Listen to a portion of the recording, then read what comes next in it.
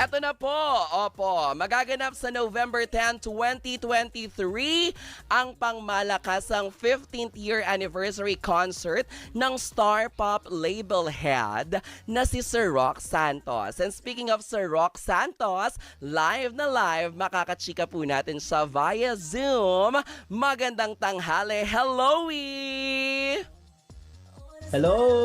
Hi, Sir Rock! Hi, Dry! Alam mo, Good afternoon, napaka-busy ng Sunday mo kasi alam ko meron ka pang I Want ASAP guesting pero kami ay iyong ipinaunlakan talaga. Kamusta? Ano naman? Siyempre, hindi ako pwedeng humindi sa nag-iisang DJ Jai ho. Oh, wow! Unang-una, congratulations Sir Rox, 'di ba? Kasi parang first time na ikaw naman ngayon ang magkakaroon ng iyong 15th year anniversary concert na gaganapin sa Music Museum. Ikwento mo naman sa amin, paano kayo nag-come up with this idea na dapat it's about time na mapanood ng mga kapamilya natin, ng mga kapuso, mga kapatid, itong concert na mga singers, mga bigating singers, performers na ikaw ang lumikha ng mga big hits nila talaga sa music scene. Yeah, actually kasi Dry, ano yan parang 'di ba kapag nagse-celebrate ka ng milestone dapat 'di ba dapat sineselebrate talaga siya. So ngayon sabi ko kasi parang it's about time to celebrate my milestone kasi 15 years. Totoo. So kapag 15 years hindi nabibigyan ng ganitong opportunity yung lahat. So for me it's it's sobrang malaking blessing siya sa akin. Totoo naman, hindi lang to basta milestones kasi sa hindi po nakakaalam, yung mga pinapakinggan po natin na mga naggagandahang mga songs via sa Star Pop under ABS-CBN Music, napakaraming mga nilikha ni Sir Rox dyan. If I were to ask you, Sir Rox, ikaw personally, ano yung mga paborito mo? Give me at least 3 or 5 na mga nilikha mong awitin within that 15 year. Ako siguro yung masasabi ko yung Shiwa Kare, tsaka yung Agay-Agay Hey. Charing! Kanta ko! Charing lang! Charing! ginawa natin yan, Jaya. Yes. Yes, for me siguro sa akin yung top 5 ko siguro yung first siguro yung Hanggang Dito Na Lang ni Jaya. Ganda nyo. Hanggang Kailan ni Michael Pangilinan. Syempre yung mga songs ko kay Vice Ganda, syempre yung Bumpanes, Push Mo Yan Te, and yung bago niya na Rampa. Grabe, tingnan nyo, 'di ba? I'm sure yung iba na nakikinig sa mga radyo nila na-amaze na, si Rock Santos pa lang sumulat nung Hanggang Dito Na Lang, 'di ba? Tsaka yung kay Michael Pangilinan na, 'di ba ni-remake to ni Kyla recently? Yeah, ayan yung current single ni Kyla ngayon sa bago niyang album na ginagawa namin with Sir Jonathan Manalo. Ayan yung first single niya, yung Hanggang Kailan na remake ni Kyla. Totoo. Siyempre, hindi lang basta nabanggit ang pangalang Vice Ganda dahil sa poster po na inilabas kung saan tickets are already out na rin na pwedeng bilhin sa Ticket World, makakasama mismo ang unkabogable phenomenal star sa iyong concert sa Music Museum sa November 10. Ito ba yung mga lineup ng mga ng guest mo sa concert? Personally ba, ikaw ang talagang lumapit at nag-ask sa kanila na maging parte sila nito, Sir Rox? Yeah, very personal yung approach ko sa kanila kasi 'di ba, although may mga relationship na ako sa mga artist niya, pero gusto ko siya maging formal. So ang ginawa ko, personal ko silang in-invite, gumawa ako ng letter para i-invite sila sa upcoming anniversary concert ko. And then I called them isa-isa. Sabi ko, uy, baka pwede ka naman dito to celebrate with me sa milestone ko. So actually, sa lahat ng sinendan ko ng letter, so wala akong nahirapan i-invite. So lahat sila very supportive dito sa career milestone ko, Jai. Grabe naman kasi, 'di ba? Eric Santos, 'di ba? Of course, the king of the country's king of OPM theme songs, 'di ba? Nandiyan din syempre si Maymay Entrata, si Angie Salvacion na kasama natin last week dito sa programa, sina Brian Chong, Ann Rain, Bini, Alexa Ilacad Agsunta, Jeremy G, Juris, Kakay Bautista, hi Kai, si Kimo, si Kais, Clarice, Kyla, Laika Estrella, Trisha Denise, Vice Ganda, at itong 1621 BC. Bago ba ito na ginawan mo ng mga awitin? Kasi marami rin nagtatanong sa akin online. Sino ang 1621 BC?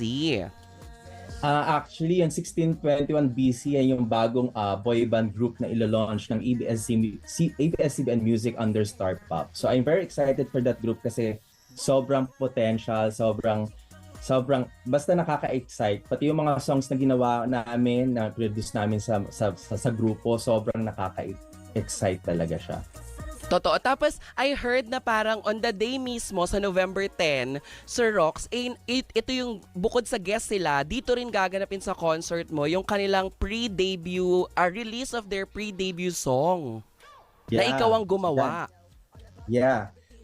Yan yung ano nila debut ng performance nila and then debut ng first release single nila under Star Pop. So ayan, sobra ko na-excite kasi very talented yung grupo na yan. So in terms of singing and dancing talagang wala akong masabi. The way yung dedication na binigay nila sa bawat isa sa grupo talagang hindi rin matatawaran. The training and all talagang sobrang yun. Wala akong masabi. Basta abangan na lang nila yan sa November 10 sa Music Museum. Nako, speaking of abangan nila, Sir Rox, bago tayo mag-promote, I wanna ask you, sa halos lahat po ng mga up and rising, mga pinakakilala, pinakasikat sa larangan ng music, nakatrabaho mo na. Ikaw personally, sino pa yung mga pangarap mo na magawa ng kanta, makapag-produce ka ng another hit na naman? Meron pa ba? Meron, Dry. So may mga dreams pa rin ako ng mga artist na sabi ko sana magawan ko ng song one day, no? So isa dyan yung SB19. Bongga! And then of course, Sarah G. Yan, gusto ko rin na gumawa ng song for Sarah G. And yung pinaka-dream ko talaga, lagi ko itong sinasabi kay Jonathan, no? Sabi ko talaga, gusto ko talagang makagawa ng song kay Sir Gary Valenciano. Dream ko talaga yan. Mr. Pure Energy, Gary V. Yeah. Alam niyo po, grabe ang utak nito ni Mr. Rox Santos. Kasi parang, minsan pag nakikwento ka sa kanya, kunyari may pinagdadaanan ka, I heard yung sa hanggang dito na lang, di ba? Isa sa mga kaibigan natin at katrabaho na parang parang di ata coffee, yun sa office lang parang kinamusta mo lang at parang nagkwentuhan lang kayo and then after, naisulat mo na ang napakasakit na kanta. So grabe, isa kang henyo pagdating sa paglikha ng mga musika, Sir Rox. Yeah, thank you. Kasi alam mo yun, sayang yung kwento For example, pinag-usapan na natin yung hanggang dito na lang ni Jaya. Kasi yung tao na yan, sobrang malapit yan sa akin. So friend ko talaga siya. So ka-office mate ko siya, ka-table ko siya. So nakikita ko talaga yung pinagdadaanan niya. So feeling ko, sabi ko, bakit hindi ko siya gawa ng kanta? Kasi alam mo, nagiging mas effective ang song kung totoo siya, nagiging mas relatable yung song kapag true to life or true story yung song. So ayun, kaya nagkaroon tayo ng isang magandang awiting kay Jayan, hanggang dito na lang.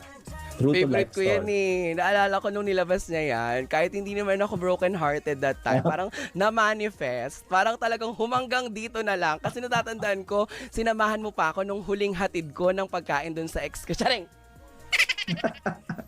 Remember, bumili pa tayo sa drive-thru. Yeah, kinakanta at saka nagpi-play sa car mo yung song. So sinasabayan mo siya and all. So ayun. Ending, hanggang dito na lang. Naghiwalay din kami. Charing!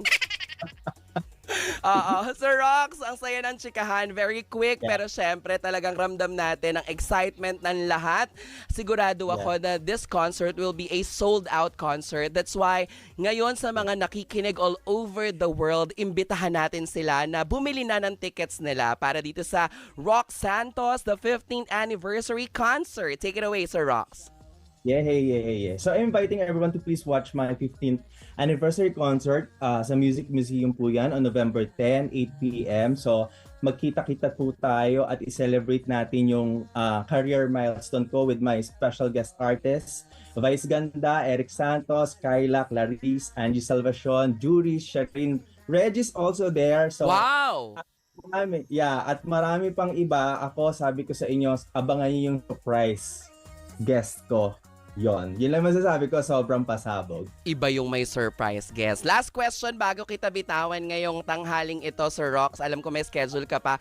As the Star Pop label head for ABS-CBN's music na isa sa mga sangay kung saan naglalabas ng mga magagandang mga awitin, ano pa yung pinaka-plan mo for Star Pop? And paano halimbawa ako nakikinig ako ngayon sa programa with you, kausap kita, pangarap ko din na maging isang star pop artist. Mhm. Meron Yeah. bang way para ma-reach ko kayo? Halimbawa, hindi naman ako sumali sa mga contest or kung ano man.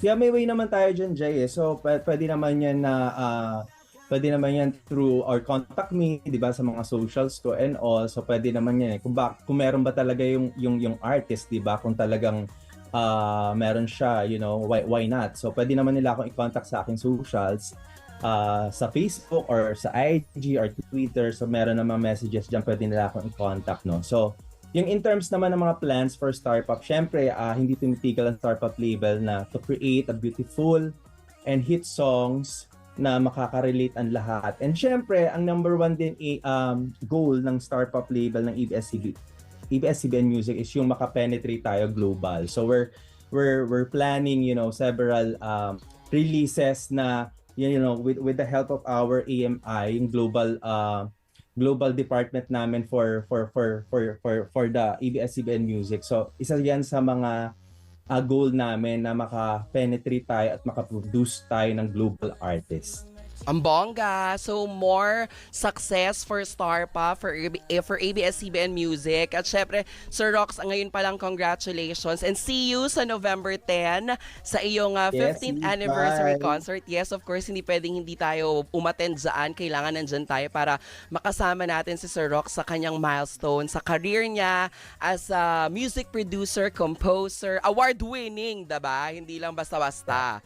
Hindi mo pwedeng mauri talaga yan. Sir Rox Santos, maraming salamat. Naalala ko lang yun dun sa about sa kung nangangarap din sila na maging recording artist. Remember what happened to Angela Ken?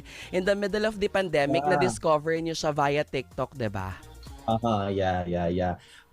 Actually may mga ways na may mga platform tayo na pwedeng gamitin, 'di ba, para ma-discover kayo. So ako i-encourage ko yung lahat na gamitin nila yung social nila, yung platforms nila kasi malay nyo, hindi nyo alam, 'di ba? Yan yung maging door para ma-discover. So, yan, tama ka, Jai. Totoo. Maraming salamat, Sir Rox Santos. Supportan po natin. Available ang ticket, Sir Rox, via Ticket World. Sa mga gustong bumili na po tayo agad-agad. Para sa Rox Santos, the 15th anniversary